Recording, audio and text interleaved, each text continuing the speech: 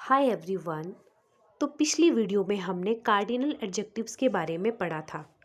तो इस वीडियो में हम दोबारा से कार्डिनल एडजेक्टिव का एक रिवीजन सा कर लेंगे और साथ में कार्डिनल एडजेक्टिव्स का पार्ट 2 भी मैं इसमें आपको पढ़ाऊंगी कि वो किस तरह से यूज़ किया जाता है। तो चलिए शुरू करते हैं। कार्डिनल एडजेक्टिव्स क्या होते हैं? तो हमने पहले भी पढ़ा है कि कार्डिनल एडजेक्टिव्स वो वर्ड्स होते हैं जो नंबर या संख्या बताते हैं, जैसे 1, 2, 3, 10, 40, 100, 6 मंथ्स, 40 किलोमीटर एक्सेट्रा। तो चलिए बात करते हैं कि जब कार्डिनल एडजेक्टिव के बाद प्लूरल नाउन आता है तो दो सिचुएशन हो सकती है। सिचुएशन 1, जब हम एक पूरी क्वांटिटी को यूनिट मानते हैं तब सिंगुलर वर्ब लगेगी। ठीक है, तो यहाँ पे हमारा कार्डिनल एडजेक्टिव्स को पढ़ने का रीज़न यही है कि कार्डिनल एडजेक्टिव्स में वर्ब कौन सी यूज़ होगी जब नाउन सिंगुलर होगा, जब नाउन प्लूरल होगा। तो यहाँ पे हम क्या कह रहे हैं, यहाँ पे कहा जा रहा है कि जब नाउन प्लूरल है तो भी इसमें सिंगुलर वर्ब लग सकती है। चलिए पहले एग्जाम्पल देख लेते हैं तो हमें ये अच्छे से क्लियर हो जाएगा। 40 kilometre is a long distance. यहाँ पे क्या किया गया है, 40 किलोमीटर को एक दूरी माना गया है। ठीक है, और दूसरा example 60 metres is not a great height. यहाँ पर पूरी हाइट को एक यूनिट माना गया है, 60 मीटर इसको एक यूनिट माना गया है। और उसी तरह से 40 किलोमीटर जो हमने पहले वाले एग्जाम्पल में पढ़ा है, 40 किलोमीटर इसे भी एक पूरी यूनिट माना गया है। तो 40 kilometre is a long distance. तो यहाँ पे भी वर्ब क्या यूज़ हुई है, वर्ब यूज़ हुई है सिंगुलर। क्यों? क्योंकि 40 किलोमीटर्स को हमने एक पूरी यूनिट माना है तो वर्ब सिंगुलर यूज़ होगी। उम्मीद है कि आप समझ गए होंगे कि जब कार्डिनल एडजेक्टिव के साथ प्लूरल नाउन है, जो वो प्लूरल नाउन एक certain height, certain weight, certain measurement, ठीक है, एक सर्टेन चीज़ को बता रहा है, तो वो क्या होगा, एक इकाई को डिनोट करेगा, मतलब पूरा एक यूनिट को दर्शाएगा, तो वहाँ पे वर्ब सिंगुलर लगेगी। अब यहाँ पे देख लेते हैं हम सिचुएशन 2। सिचुएशन 2 में क्या होता है, जब हम अलग अलग यूनिट्स की बात करते हैं तब प्लूरल वर्ब लगेगी। अब चलिए इसे देख लेते हैं। यहाँ देखिए इसका example, 50 rupees are to be distributed among the students. इसमें क्या कहा गया है, इसमें भी 50 रुपीज़, यहाँ अलग अलग 50-50 रुपये बांटने की बात हो रही है। कई बार सेंटेंसेस को पढ़ के हमको अंडरस्टूड हो जाता है कि 50 रुपीज़, एक 50 रुपीज़ का नोट तो सभी स्टूडेंट में डिस्ट्रीब्यूट नहीं करेंगे।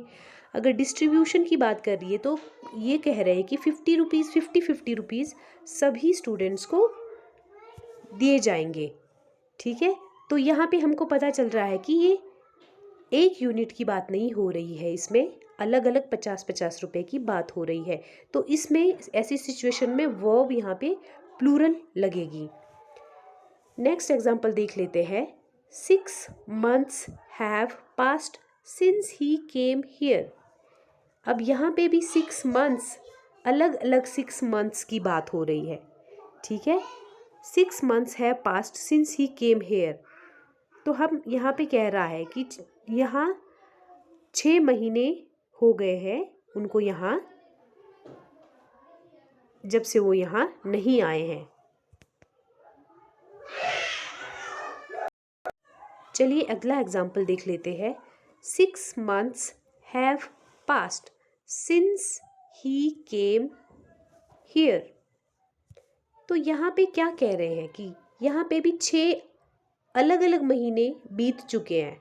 ठीक है, तो यहाँ पे भी 6 मंथ एक पूरी यूनिट को नहीं बता रहा है, अलग अलग महीनों की बात कर रहे हैं। तो इस वजह से यहाँ पे वर्ब हैव यूज हुई है, हैज़ यूज नहीं हुई है, प्लूरल वर्ब हैव यूज हुई है। ठीक है, तो इसे हम इस तरह से समझते हैं। देखिए, आसान भाषा में समझिए। अगर एक पूरी चीज़ यानी कि टोटल अमाउंट या एक पूरी यूनिट को कोई चीज़ बता रही है, अमाउंट पूरी यूनिट को बता रहा है, तो वर्ब सिंगुलर लगेगी। अगर अलग अलग हिस्से सेपरेट यूनिट्स की बात हो रही है तो प्लूरल वर्ब लगेगी। एक और रूल होता है हमारा सेंटेंस स्ट्रक्चर में और कार्डिनल एडजेक्टिव्स में, जिससे हम समझ सकते हैं कि जो अर्थमेटिक रूल है यानी कि जो गणितीय चीज़ें होती है, वहाँ पे अगर उस टाइप के सेंटेंसेस आते हैं तो किस तरह से हम वर्ब का यूज़ करते हैं। ठीक है, अर्थमेटिक यानी कि गणित के सेंटेंसेस में क्या होता है, सिंगुलर या प्लूरल दोनों तरह की वर्ब आ सकती है, लेकिन मॉडर्न इंग्लिश में सिंगुलर वर्ब ज़्यादा सही मानी जाती है। तो चलिए इसे इस तरह से समझिए। एग्जाम्पल हम पढ़ते हैं, फिर इसको हम अच्छे से क्लियर कर पाएंगे। 2 and 2 makes 4। ठीक है, 2 and 2 makes वर्ब सिंगुलर 4, ये भी करेक्ट है। नेक्स्ट है 2 and 2 make 4, ये भी सही है, मतलब दोनों तरह की वर्ब इसमें आ जाती है, बट सिंगुलर वर्ब ज़्यादा सही मानी जाती है। तो अगर कहीं एग्ज़ाम में हमारे पास इस तरह के दोनों ही ऑप्शन में आ गए हैं तो हम सिंगुलर वर्ब वाले को ही टिक करेंगे। Next is 5 + 5 is 10, also correct. 5 + 5 are 10, ये भी सही है। तो अगर एग्जामिनेशन पॉइंट ऑफ व्यू की बात करें, अगर दोनों आ जाएं, वैसे तो दोनों आने नहीं चाहिए, दोनों में से एक ऑप्शन आना चाहिए, तो हम सिंगुलर वर्ब वाले को सही मानेंगे, इज वाले को। तो चलिए इससे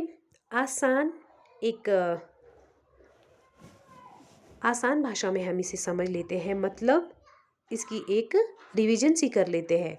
जब हम कैलकुलेशन को एक रिजल्ट मानते हैं, ठीक है, जब हम कैलकुलेशन को रिजल्ट मानते हैं तब सिंगुलर वर्ब यूज करते हैं। होप आपको ये समझ आ गया होगा। चलिए इसको एक समराइज कर लेते हैं। Cardinal adjective plus plural noun. Okay, cardinal adjective plus plural noun.